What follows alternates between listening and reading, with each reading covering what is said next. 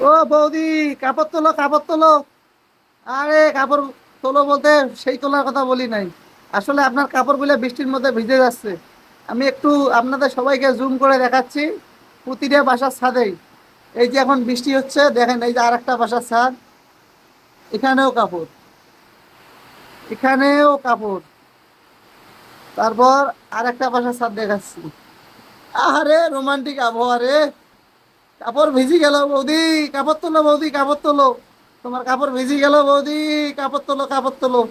আর একটা বাসার ছাদ দেখাচ্ছি এই দিক দিয়ে।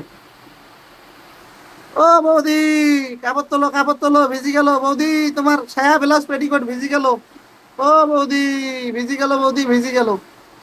তো মেনশন দেন আপনার বৌদিদের, যারা এভাবে কাপড় না তুলে ঘুমাইতেছে।